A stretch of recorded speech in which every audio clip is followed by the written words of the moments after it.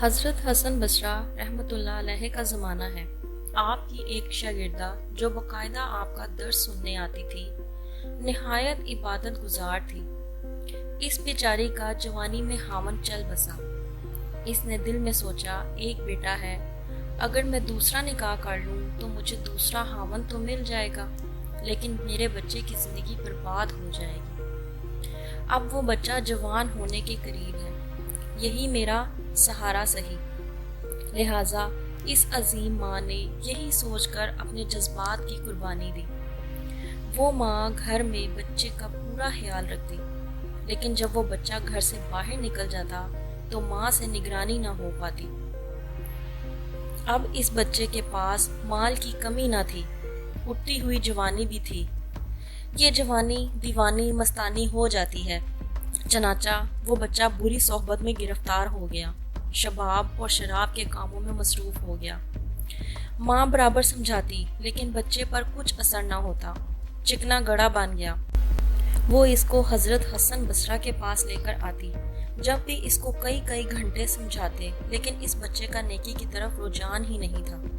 حضرت کے دل میں بھی یہ بات آئی کہ شاید اس کا دل پتھر بن گیا ہے، مہر لگ گئی ہے۔ بہرحال ماں تو ماں ہوتی ہے، ماں اسے پیار سے سمجھاتی رہی، میرے بیٹے نیک بن جاؤ، تمہاری زندگی اچھی ہو جائے گی۔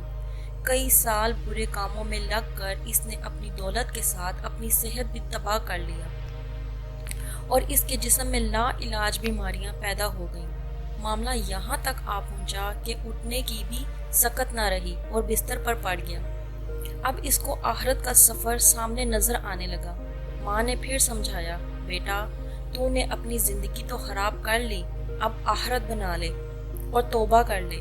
اللہ بڑا غفور الرحیم ہے، وہ تمہارے تمام گناہوں کو معاف کر دے گا۔ جب ماں نے سمجھایا، اس کے دل پر کچھ اثر ہوا، کہنے لگا، ماں میں کیسے توبہ کروں، میں نے بہت بڑے گناہ کیے ہیں۔ ماں نے کہا، بیٹا حضرت سے پوچھ لیتے ہیں۔ بیٹے نے کہا، ماں اگر میں فوت ہو جاؤں تو میرا جنازہ حضرت حسن بصری رحمۃ اللہ علیہ پڑھائیں۔ ماں حضرت کے پاس گئی۔ حضرت کھانے سے فارغ ہوئے تھے اور تھکے ہوئے تھے، اور درس بھی دینا تھا، اس لیے کیلولا کے لیے لیٹنا چاہتے تھے۔ ماں نے دروازہ کھٹکھٹایا، پوچھا کون؟ عرض کیا، حضرت میں آپ کی شاگردہ ہوں، میرا بچہ اب آخری حالت میں ہے، وہ توبہ کرنا چاہتا ہے، لہٰذا آپ گھر تشریف لے چلیں۔ حضرت نے سوچا، یہ پھر دھوکہ دے رہا ہے اور میرا وقت ضائع کرے گا اور اپنا بھی کرے گا۔ سالوں گزر گئے، اب تک کوئی بات اثر نہ کر سکی، اب کیا کرے گی؟ کہنے لگے، میں اپنا وقت ضائع کیوں کروں، میں نہیں آتا۔ ماں نے کہا، حضرت اس نے تو یہ بھی کہا کہ اگر میرا انتقال ہو جائے تو میرا جنازہ حضرت حسن بصری پڑھائیں۔ حضرت نے کہا، میں اس کے جنازے کی نماز نہیں پڑھاؤں گا، اس نے تو کبھی نماز ہی نہیں پڑھی۔ اب وہ شاگردہ تھی، چپ کر گئی، روتی ہوئی گھر آ گئی۔ بیٹے نے پوچھا، کیا ہوا؟ ماں نے کہا، ایک طرف تیری یہ حالت اور دوسری طرف حضرت نے انکار کر دیا۔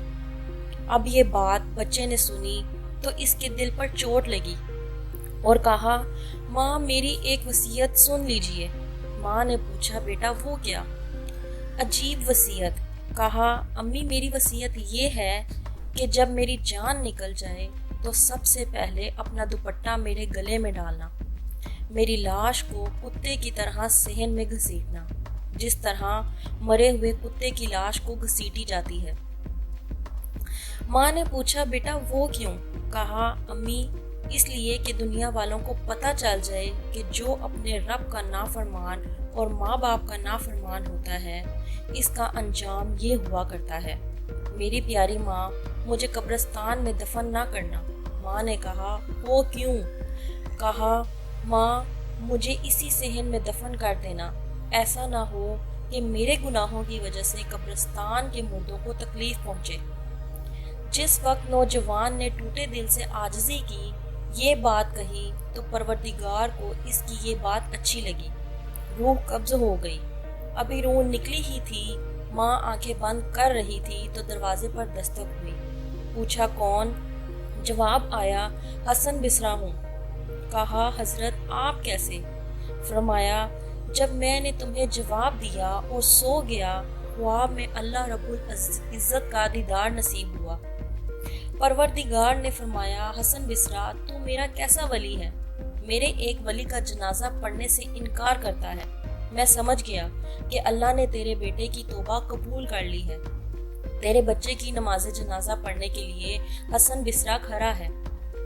اے اللہ تو کتنا کریم ہے کہ مرنے سے چند لمحے پہلے اگر کوئی بندہ شرمندہ ہوتا ہے تو اس کی زندگی کے گناہوں کو بھی معاف کر دیتا ہے۔